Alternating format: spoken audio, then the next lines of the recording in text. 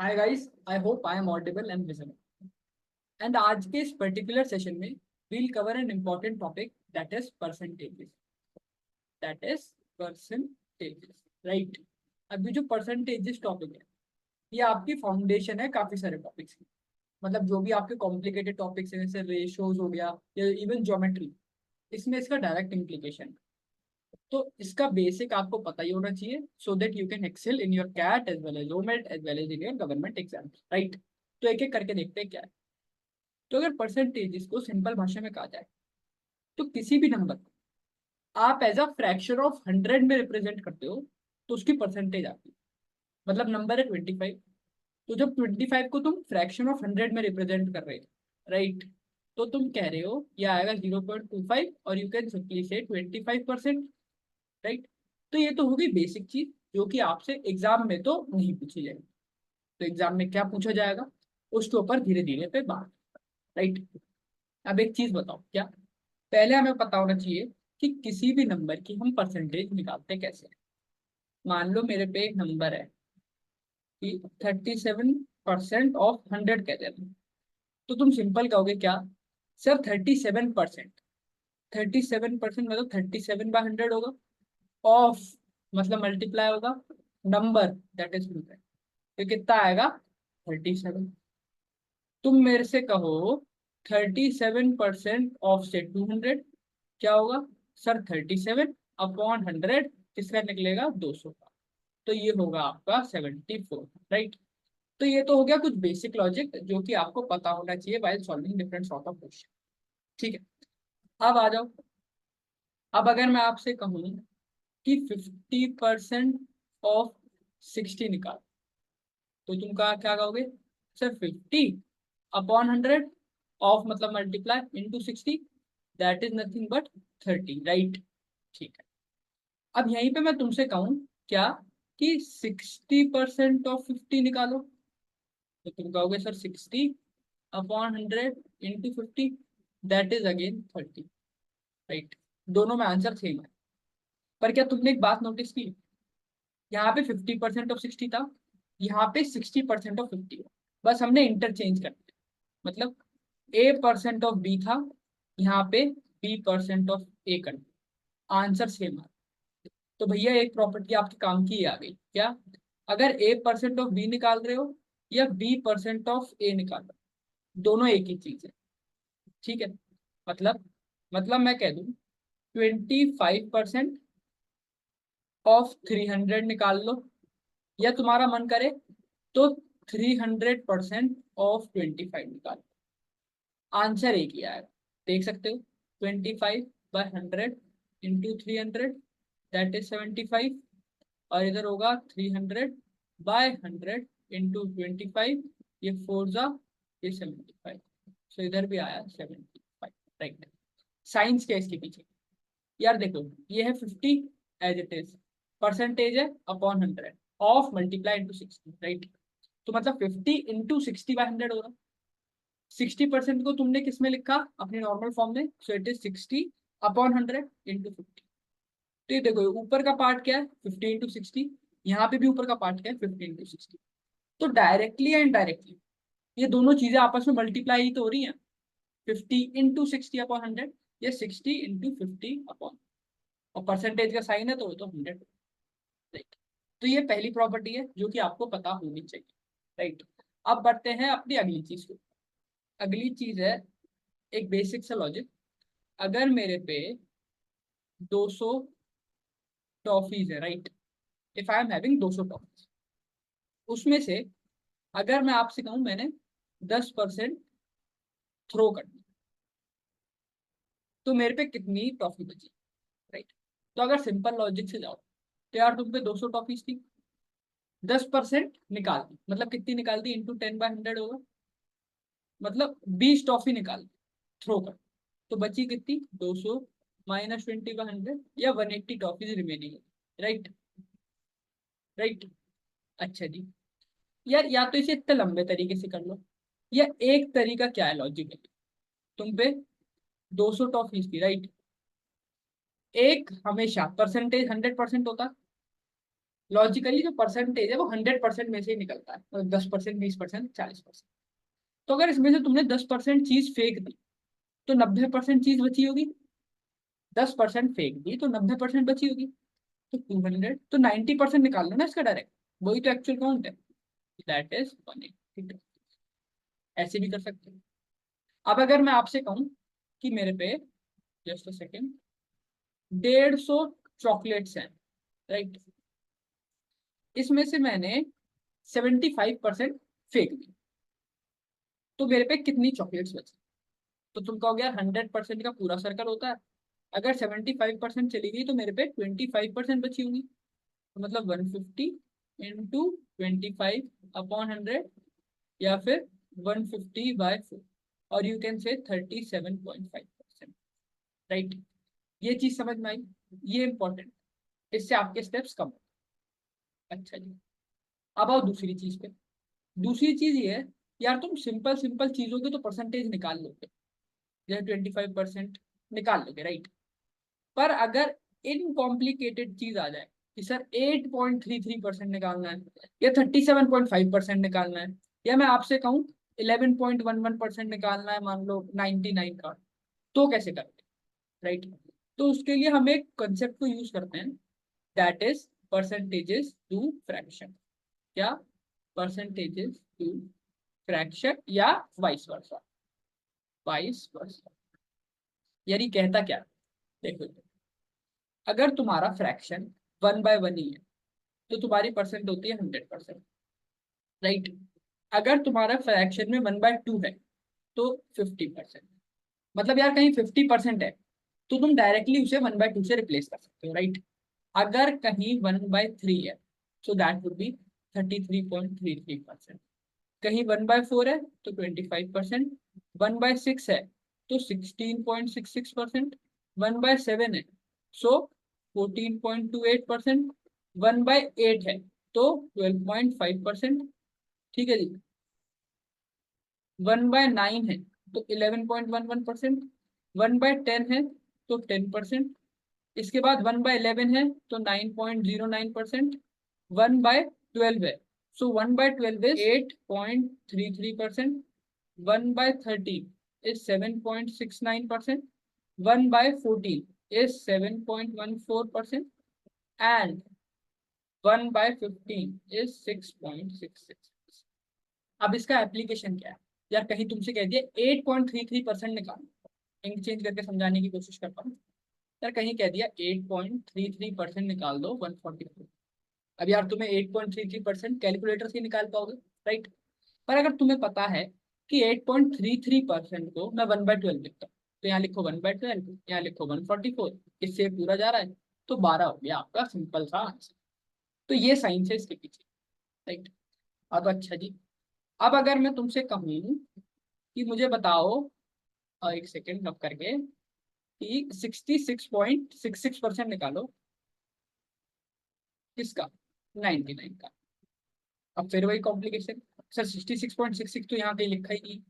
यार एक बात बताओ, तुम्हें पता है 1/3 मेरा होता है 33.33%, राइट। इस 33.33% को मुझे 66.66 बनाना है, तो 2 से मल्टीप्लाई करूंगा, राइट, इंटू 2 करूंगा। अब RHS में इंटू 2 किया है तो LHS में भी इंटू 2 करोगे, मतलब 66.66% को तुम डायरेक्टली 2/3 लिख सकते हो। सो 2/3 into 99, that is nothing but 66, right. तो इस टाइप से तुम्हें इंटरप्रेट करना पड़ेगा, ठीक है। अब याद करने का तरीका, अगेन भाई, अगर कोशिश करो कि अगर चीजों को एक बारी में रेक्टिफिकेशन कर सको इस पर्टिकुलर चीज का, तो बहुत हेल्पफुल है। वरना याद करने का तरीका मैं एक कुछ नंबर्स का बता दे रहा हूँ। जैसे 1/6 है, 1/6, तो 1 तो एज इट इज, फिर क्योंकि 1/6 है तो 6.66% लिख सकते हो। 1/7, राइट, 7 के मल्टीपल लिख दिए, मतलब जो है 14 एंड 28, राइट। इसके अलावा 1/9 है मेरा 11.11%, तो 1/11 क्या होगा? 9.09। ये आपस में रेसिप्रोकल होते हैं, बस एक बार जीरो आता है, राइट। इसी तरह से 1/14 में भी क्या होगा? यार 1/14 तुम लिख सकते हो 1/2 इंटू 7, राइट। अब 1/2, 1/7 तुम्हें पता है कितना होता है? 14.28। तो ये कितना होगा, 2 से डिवाइड कर 7.14%। तो इस तरह से तुम डिफरेंट डिफरेंट तरीकों से चीजों को याद कर सकते हो। पर मैं सजेस्ट करूंगा यार, अगर पेपर देने जा रहे हो तो इन्हें रख लो तो ज्यादा चीजें हेल्पफुल रहेंगी, क्योंकि लॉजिकली वहां सॉल्व करके निकाल सकते हो जैसे मैंने बताया, राइट। पर दिक्कत क्या होगी कि अननेसेसरीली टाइम वेस्ट हो। और ये जो क्वेश्चन है, अगर ये पूछे जा रहे हैं एंड इसी में हम टाइम सेव कर सकते हैं, राइट, थोड़ी सी चीजों को याद करके, तो मुझे नहीं लगता कि थोड़ा बहुत रखने में कोई दिक्कत। ठीक है जी। अब जैसे सेकंड वाला करो, पहले वाला तो कर लोगे। 8.33% ऑफ 140, ये जस्ट अभी हमने किया। सर 8.33% होता है मेरा 1/12 इंटू 144, दैट इज 12%। सर ये बताओ, 11.11% को मैं लिखता हूँ 1/9 इंटू 90, सो दैट इज 11। अगर तुमसे पूछा होता 99% ऑफ 11.11, तो वही चीज यार, या तो A% ऑफ बी निकाल लो या B% ऑफ ए। तो 99% ऑफ 11.11 मतलब, सर तुम्हें पता है कि 11.1 क्या होता है, वो होता है अपना 1/9, तो ये हो गया 11, राइट। तो टेक्निकली तुम 99% ऑफ 11 निकालो, 11.11 या 11.11% of 99, you will get one and the same from both sides. ठीक है जी। अब आते हैं इस चीज पे, इधर दे रखा है, a fruit seller had some apples, right. He sold 40% of the apples and still has 420 apples. So उस पे कितने एप्पल्स बचे हुए।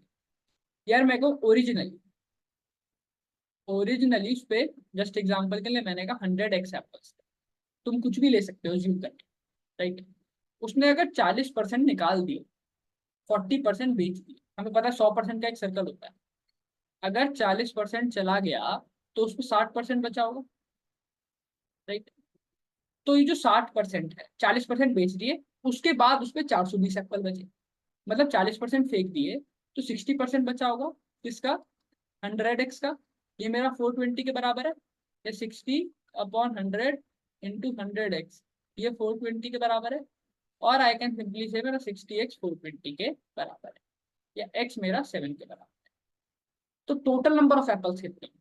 सर ओरिजिनली मैंने कहा था 100x होंगे, तो 100 इंटू 7, दैट इज 700। ऑप्शंस मैंने जानबूझ के हटाए हैं, ठीक है। क्यों? क्योंकि ऑप्शन से करते तो बहुत आसान हो जाता परसेंटेजेस का पूरा कंसेप्ट, इसलिए ऑप्शन जानबूझ के हटाए हैं, जिससे कि आप थोड़ा सा प्रैक्टिस करना भी सीखो लॉजिकली। ये देखो, if the given two numbers are respectively this and this of a third, then what percentage is first of the second, right. अब यहाँ पे पूछा है कि जो पहला नंबर है वो दूसरे का कितना परसेंट, मतलब A is what percent of B पूछा। तो यार ए का पूछा है, बी का कितना परसेंट है, सो ये होता है A/B इंटू ए। बी का कितना परसेंट है, फ्रैक्शन में लिखोगे तो ए जो है वो बी से कितना पोर्शन है, बी का कितना पोर्शन है, तो लॉजिकली ऐसे लिखो। या मैंने अज्यूम किया कि third number, let third number मैंने कहा यार एक्स होगा, तो पहला नंबर क्या हुआ, पहला नंबर हुआ आपका 0.07x, दूसरा नंबर हुआ आपका 0.28x, यस और नो, राइट। अब आपसे पूछा है देन व्हाट परसेंटेज, पहला नंबर दूसरे का कितना, so A is what percent of B, ये ए है ये B, so 0.07x upon 0.28x into, right. So ये अपना कितना हो गया, ये होगा 4 जा, ये होगा 50, यानी कि 25% है हमारा आंसर, हो गया option 2, right. Hope you are getting the things. Here are the difference between 42% of a number and 28% of the same number is 210. तो 59% क्या होगा of that, मैंने assume कर लिया, let the number be 100x, right। तो difference between 42% and 28% of that number यानी 42x minus 28x, ये मेरा 210 के बराबर होगा, या मैं कह दूं 14x मेरा 210 के बराबर होगा, या x मेरा 210/14 होगा, राइट। और सिंप्लीफाई करोगे तो ये आएगा 30/2, और यू कैन सिंपली से 15, राइट। अब कह रहा है x 15 है, तो नंबर कितना हो गया, 100x था, यानी कि 100 इंटू 15, यानी 1500। मेरे से पूछा 59% क्या होगा, तो 1500 का 59, इन दो जीरो से ये गया, so that would be 15 into 15, right. अब यहाँ पे एक चीज नोट करना सॉल्व करने से पहले, क्या सर, अगर 15 इंटू 59 है तो 3 डिजिट का आंसर आएगा पहली चीज, और जब 9 की 5 से मल्टीप्लाई होगी तो यूनिट डिजिट में तो 5 ही आएगा। 5 की तुम किसी भी नंबर से मल्टीप्लाई करो, एक्सेप्ट 5 की तुम किसी भी नंबर से मल्टीप्लाई करो ऑड नंबर से, तो हमेशा 5 आता है यूनिट डिजिट पे, यही आ रहा। एंड यहाँ पे सिर्फ एक ही ऑप्शन है जहाँ पे ये है, तो आंसर डायरेक्टली ये होगा। अब तुम्हें सॉल्व करने का मन है तो सॉल्व भी कर सकते हो। 15 इंटू 59, 59 को मैं लिख सकता हूँ 60 - 1, या फिर मैं इसे लिख सकता हूँ 900 - 15 और 80। तो चॉइस तुम्हारी है, थोड़ा सा लॉजिक करके 3-4 सेकंड बचाने हैं तो वो कर सकते हो, या फिर डायरेक्टली भी जा सकते हो। अब देखो, अब a man's wages were increase by 50% and then the wages were reduce by 50%, तो कितना लॉस हुआ? यार इससे पहले मुझे कहानी समझानी है आप लोग, राइट, इंक्रीज और डिक्रीज में, थोड़ा सा लॉजिक, थोड़ा सा टाइम और आंसर। क्या है यार, अगर मेरे पे, राइट, अगर मेरे पे 100 रुपीज है, इन्हें मैं 10% से बढ़ा रहा हूँ, 10% से मान लो ब्रैकेट में भी लिखा इंक्रीज हो रहा है, तो कैसे होगा? 100 का 10% यानी कि 10 रुपये होगा, और क्योंकि इंक्रीज कर रहा हूँ तो फाइनल अमाउंट क्या होगा? 100 रुपये प्लस 10 रुपये, यानी 110 रुपये, राइट। अब वहीं पे मैं तुमसे कहूँ मेरे पे 100 रुपीज है एंड 10% से डिक्रीज का, तो 100 का 10% इज 10 रुपये, एंड क्योंकि डिक्रीज करके अमाउंट कम होगा तो फाइनल अमाउंट क्या होगा? That would be 90 rupees, right. अब एक बात बताओ, क्या, या तो मैन्युअली कर लो इस चीज को, ये थोड़ा सा लॉजिक के साथ जाओ। यार तुम्हें पता है बास्केट होती है 100% की, एंड इसमें मैंने और 10% बढ़ा दिया, तो मतलब ये बास्केट 110% की बन गई, राइट। तो डायरेक्टली यही निकाल लो ना, अगर तुमसे फाइनल अमाउंट पूछा है 110%, तो ये कितना हो गया? 110 रुपये। ये देखो सर, बास्केट मुझे पता है 100% की है, 10% मैंने हटा दिया, तो 90% बचा बास्केट में। फाइनल अमाउंट पूछा है तो 100 × 90/100, तो दैट वुड बी 9, राइट। समझे चीजों को? अब मान लो मैं कह रहा हूँ किसी नंबर को मैं 120% से इंक्रीज कर रहा हूँ, तो तुम्हें पता है बास्केट होती है 100% की, एंड उसमें और 120% से बढ़ा दिया, तो फाइनल नंबर क्या होगा? मान लो एक्स था, तो ये होगा 220/100, राइट। 100 पहले ही था, 120 से लोड और बढ़ा दिया तो 220, तो ये हो गया फाइनल। ठीक है जी, अब सॉल्व करो।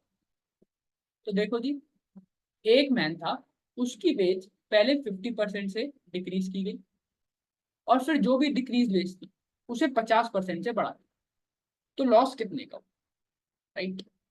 तो अगर मैं कहूँ उसके पास 100 रुपए थे, अगर 50% से डिक्रीज कर, तो अमाउंट क्या बना होगा? अगेन 100% की बास्केट है, 50% निकाल दिया तो 50% बचा होगा, यानी 100 का 50%, that is nothing but 50 rupees, right. अब इसको 50% से फिर बढ़ा दिया, इस अमाउंट को, ठीक है। तो अब मैं किससे मल्टीप्लाई करूँ? यार 100 की बास्केट होती है 100% की, 50% से बढ़ा दिया, तो मतलब डायरेक्टली 150 से मल्टीप्लाई कर दूं, राइट। तो कितना आएगा ये? 75, राइट। तो मतलब पहले वेज थी 100 रुपए, अब हो गई 75 रुपए, राइट। तो कह रहा है कितने का लॉस हुआ, कितने परसेंट का लॉस हुआ। यहाँ पे एक चीज देखो, अभी तो डायरेक्टली बताता हूँ। यार 100 था, 75, सीधा सीधा 25 का लॉस हो गया, 25% का, राइट। तुम निकालोगे 100 रुपीज का 25%, दैट वुड बी 75, तो आंसर हो गया ऑप्शन बी। इसका एक डायरेक्ट फॉर्मूला भी है, वो हम धीरे धीरे डिस्कस करेंगे अगले आने वाले क्वेश्चंस पे, राइट। अच्छा जी, the value of washing machine depreciates at rate of 10% every year. If the present value is this, then what was the price of washing machine 3 years ago? अब वही कह रहा है कि जो प्रेजेंट वैल्यू है वो ये, ठीक है, और जो मशीन का वो है वो डेप्रिशिएट हो रहा है 10% एवरी। तो मैं ये कह दूं क्या, 3 साल पहले मैं कह सकता हूँ 100x था अमाउंट 3 years ago, राइट। तो अगर 3 साल पहले 100x था, अगर अमाउंट 10% से डेप्रिशिएट हो गया, तो बास्केट में मेरे पे 90% बचा, राइट। इसे सॉल्व करें तो क्या आएगा? फिर 10% से डेप्रिशिएट होगा, मतलब फिर 90/100 बचेगा, इसे सॉल्व करके कुछ आएगा दूसरे ईयर का, देन फिर अगेन 10% से डेप्रिशिएट होगा तो 90% बचेगा, और ये पर पंच करने के बाद ये बचेगा, राइट। इन दो जीरो से ये गया, इन दो से ये गया, इससे ये गया, तो ये होगा आपका 729x अपॉन 10 इज 87, या x की वैल्यू आएगी आपकी 8748 इंटू 10/729, राइट। मतलब कि यार x सिंपली आपका क्या आ गया, 87480 अपॉन 729, राइट। अब इसे आप काटोगे, तो अगर आपने सेशन देखा है तो यू हैव एन आइडिया कि यार टेबल्स का लॉजिक क्या है। तो 729 से पूरा पूरा कट रहा, so that would be how much, that would be आपका 120, राइट। 120 हो गया एक्स की वैल्यू। आपसे पूछी है 3 साल पहले वॉशिंग मशीन का प्राइस क्या था, 3 साल पहले मैंने लिया था 100x, 100x that is 100 into 120, यानी कि 12,000 रुपये आपके पास है, दैट इज 12,000। ठीक है, प्योर लॉजिक का कंसेप्ट है, अगर आपको समझ में आ गया तो वेरी गुड। अब अगली चीज जो हमें समझनी है दैट इज परसेंटेज चेंज। ये टॉपिक कहता क्या है, सर मान लो आपकी कोई चीज थी 120 रुपये, उसका दाम बढ़ के हो गया 140 रुपये, तो कितने परसेंट का चेंज आया। तो इसका डायरेक्टली फॉर्मूला होता है परसेंटेज चेंज का, यार फाइनल वैल्यू जो भी है minus initial value upon initial value, ये है मॉड इंटू 100। ठीक है, तो फाइनल वैल्यू क्या है, इनिशियल वैल्यू है 120 रुपये, फाइनल है 140, तो final value is 140, initial is 120 upon initial is 120 into 100, कितना होगा ये, that would be nothing but 20 upon 120 into 100, yes और नो, और 1/6, मतलब ये हो गया 1/6 इंटू 100। अब तुम्हें पता है 1/6 कितना होता है fraction, so that is 16.6, right. ठीक है, एक सिंपल सी कहानी बताता हूँ। ठीक है, ये 120 फीट है, मान लो ये 140 फीट है, तुमने 120 फीट से 140 फीट पे छलांग लगा ली, तो कितना ज्यादा भागा, 20, राइट। अब तुम जब यहाँ पहुंच जाओगे यहाँ पे, तो तुम किसके रिस्पेक्ट में हाइट नापोगे, यार तुम यही कहोगे ना कि 120 फीट वाली बिल्डिंग से मैंने छलांग लगाई, यही कहोगे, जहां से छलांग लगा के दूसरी पाओगे। तो वही तो हम कर रहे हैं, छलांग का डिफरेंस अपॉन कहाँ से देखा हमने, कहाँ से हमारी छलांग, समझे। ठीक है, और क्योंकि ये 120 था इससे 140 हो गया, तो ये है बेसिक कहानी। तो देखते हैं, कह रहा था annual salary of Suresh increase from this to this, तो परसेंटेज इंक्रीज क्या है, अगेन यहाँ थी 18 1 2 3, इससे हो गई 22 1 2 3, राइट। तो 18 से 22 पे छलांग, कितने की छलांग लगाई होगी, 400 1 2 3, हाइट नापोगे कहाँ से, जहाँ से छलांग लगा, मतलब 18 1 2 3, और ये तो ये गई 5, ये गया 5, ये हो गया 2, ये हो गया 9, सो आया 2/9 इंटू। यार अब तुम्हें पता है 1/9 होता है 11.11%, सो 2/9 कितना होगा, 22.22%, सो ये होगा 22%, समझे। ये अपना इनिशियल वैल्यू, ये अपना फाइनल, फॉर्मूले से जाओ तो final value minus initial value that is 4 lakh rupees, right, upon initial value that is 18 lakh into answer. ठीक है जी, अच्छा अब ये करो, two employees X and Y are paid a total of this per by their employers, if X is paid 120% of the sum paid to Y, तो Y को कितना मिलता है, यार एक्स और वाई दोनों को मिला के 550 रुपये मिलते हैं, राइट।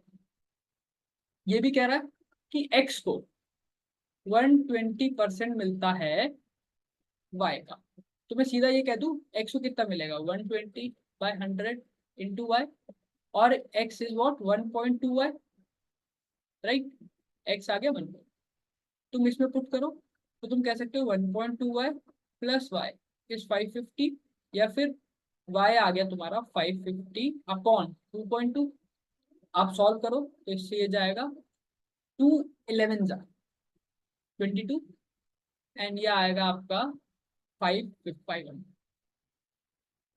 राइट। इससे इसे काटोगे तो आएगा 250, तो y आ गया 250 रुपये। मतलब y कितना कमा रहा है, जैसे 250। ठीक है। अब मल्टीप्लाइंग फैक्टर का भी यार सेम ही कंसेप्ट है, तुम लॉजिकली सोचो। किसी नंबर को मैंने 120% से इंक्रीज कर दिया, राइट। तो मैं किससे मल्टीप्लाई करूंगा उस नंबर को, मतलब वो नंबर x था, तो तुम कहोगे 220/100। किसी नंबर को मैंने 60% से डिक्रीज कर दिया, तो तुम सीधा मल्टीप्लाई करोगे 40/100। तो ये क्या है, मल्टीप्लाई फैक्टर की ही कहानी। तो वो कोई नई चीज नहीं है, लोग अलग अलग करके पढ़ाते हैं, पर वो एक ही लॉजिक है जो हम ऑलरेडी सीख चुके हैं, राइट। अच्छा जी, अब ये देखो, salary of a person is first increase by 20%, then it is decrease by 20%। तो चेंज इन सैलरी बताओ। तो एक तरीका क्या है, पहले बेसिक से जाएंगे, फिर एक और अप्रोच बढ़िया बताओ। यार तुम पे मैंने कहा 100 x रुपीज थे, पहले बढ़ाया 20% से, तो 120 रुपये हो गए। फिर डिक्रीज किया 20% से, तो 120x इंटू 80/100, मतलब 96, राइट। तो चेंज कितना होगा अब निकाल सकते हो। इनिशियल वैल्यू है, फाइनल वैल्यू है। मैंने आपसे कहा था final value minus initial value upon initial value into 100, मतलब 96 minus 100 upon 100 into 100। So that is nothing but 4%। 4% क्या इंक्रीज या डिक्रीज देख लो।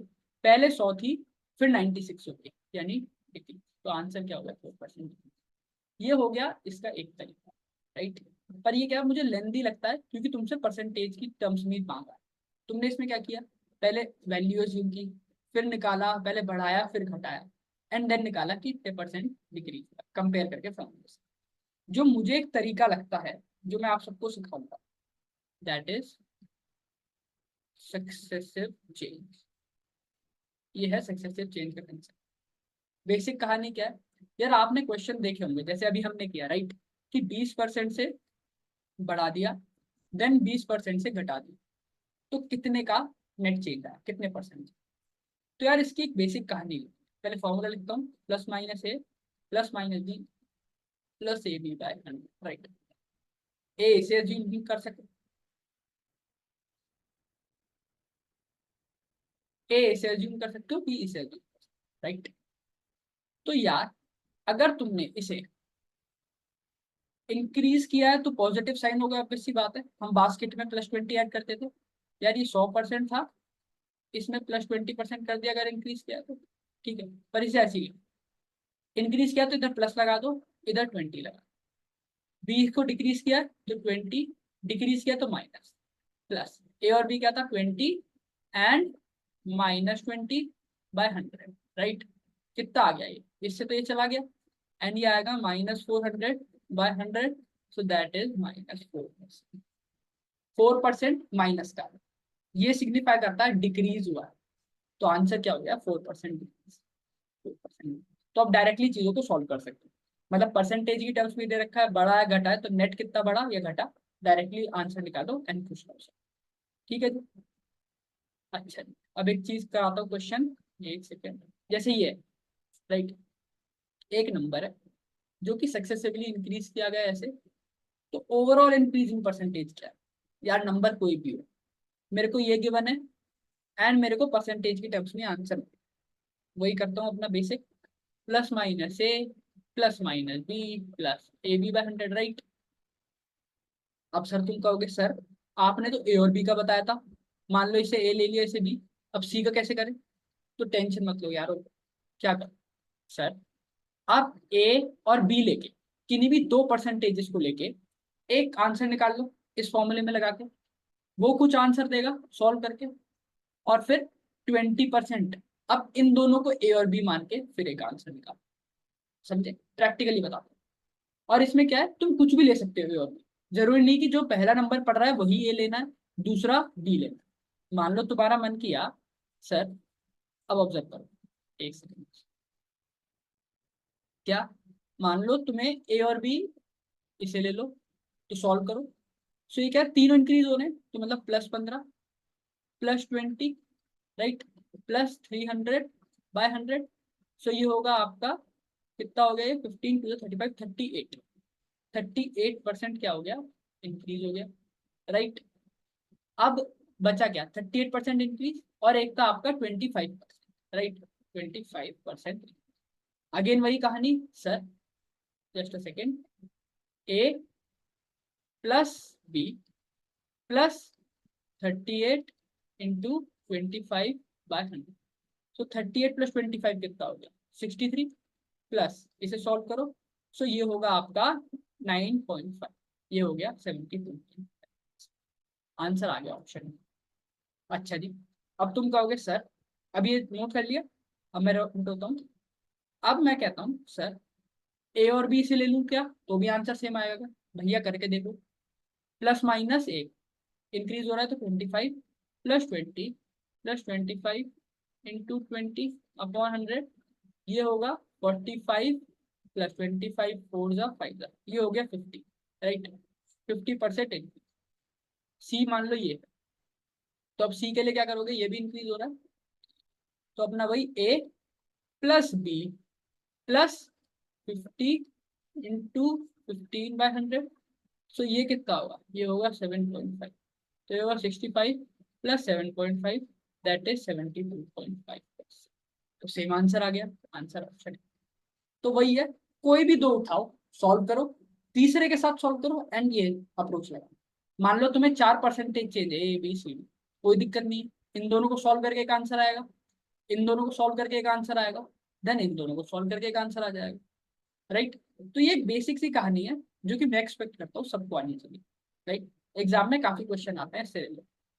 अब आ जाओ एक डरावना कंसेप्ट जिससे हर किसी को डर लगता है, that is consumption, right. Option मैंने जानबूझ के हटाया ज्यादातर क्वेश्चंस में से, जिससे क्या प्रैक्टिस करना सीखते हैं, राइट। बार बार ये बताओ। अच्छा जी, अब आपने क्वेश्चन देखोगे इस टाइप के कि प्राइस बढ़ गया है कोल का 20% से, तो अपनी एक फैमिली को अपना कंजम्पशन कितने से डिक्रीज करना चाहिए जिससे खर्चा सेव हो, ठीक। तो कहानी समझा दूंगा एंड फिर फॉर एवर हट जाएंगे। यार एक बात बताओ, एक्सपेंडिचर यानी कि खर्चा जो तुम करते हो,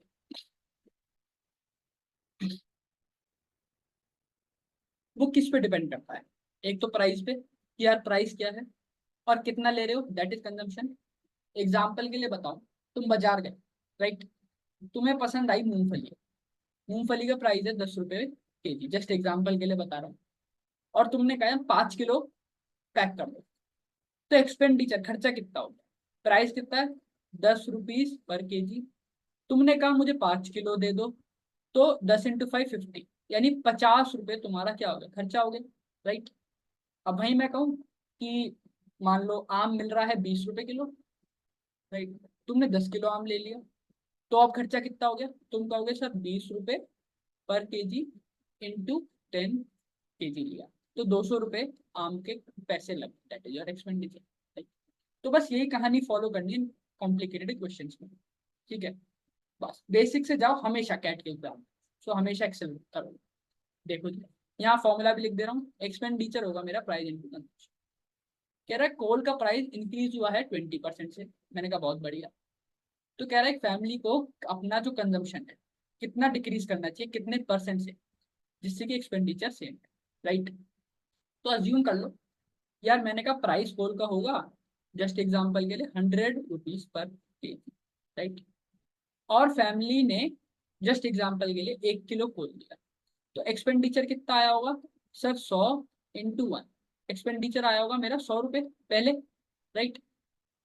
पर अब क्या हो गया, प्राइस कोल का बढ़ गया 20% से, 20% से बढ़ गया, तो जहां मैं 100 रुपए दे रहा था वहां अब मैं 120 रुपए दूंगा, राइट।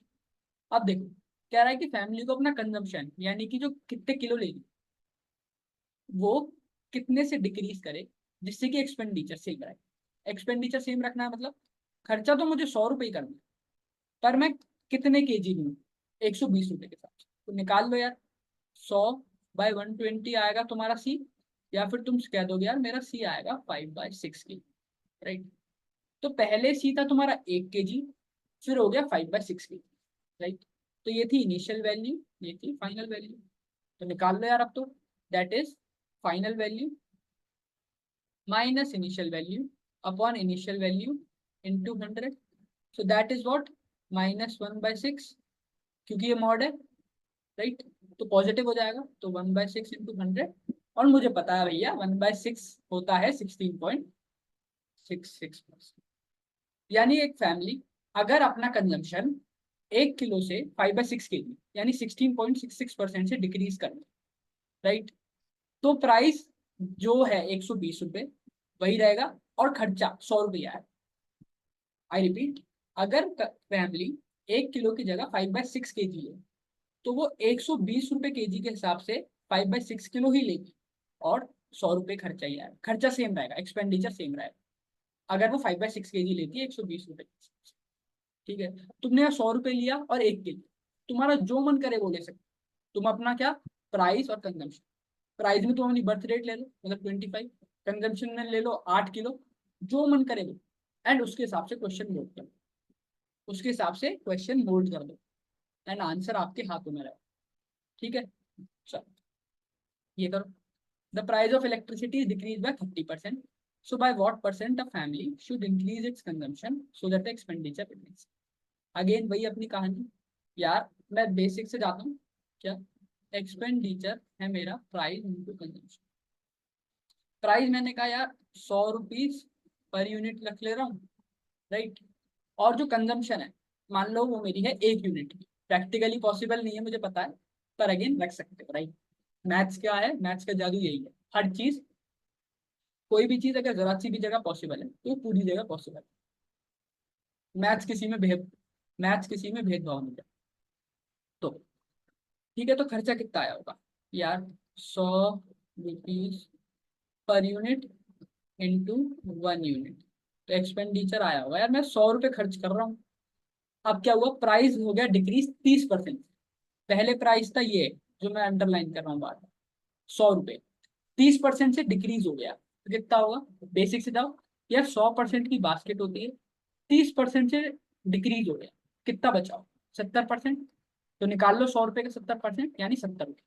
ठीक है, तो कह रहा है कि एक फैमिली को consumption, that is this unit consumption, right, ये कितना इंक्रीज करे जिससे कि जो खर्चा है, बिल है, वो सेम है। तो बिल मुझे सेम ही रखना है, यानी 100 रुपये ही रखना है। प्राइस मेरा हो चुका है 70 रुपये, कंजम्पशन मुझे निकालनी है, कंजम्पशन होगी मेरी 100/70, और कंजम्पशन होगी मेरी 10/7, राइट, ये होगी consumption.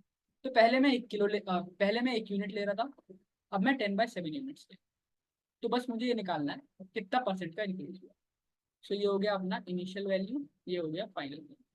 So final value minus initial value upon initial value into 100, so that is 3/7 into 100।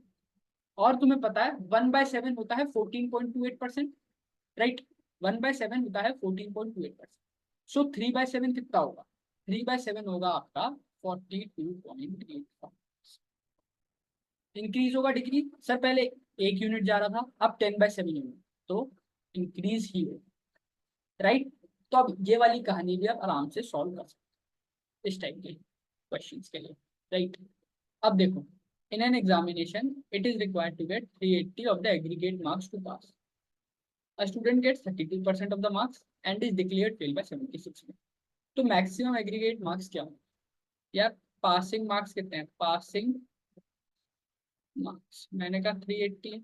अब एक स्टूडेंट को मिलते हैं क्या, 32% of the marks, aggregate marks, right. तो मैं अगर ये कह दूं क्या, एग्रीगेट मार्क्स या टोटल मार्क्स, जो कि आपका पेपर था जितने मार्क्स, अब 100x, तो एक स्टूडेंट को 32% ऑफ द मार्क्स मिलता है, यानी इसका 32%, दैट इज 32x, और वो 76 मार्क्स से फेल हो जाता है, मतलब जो पासिंग मार्क्स हैं उसमें 76 मार्क्स कम रह गए होंगे, और 32x इज 304, और x इज 304/32, और 152/16, और 76/8, सो ये आएगा आपका 9.5।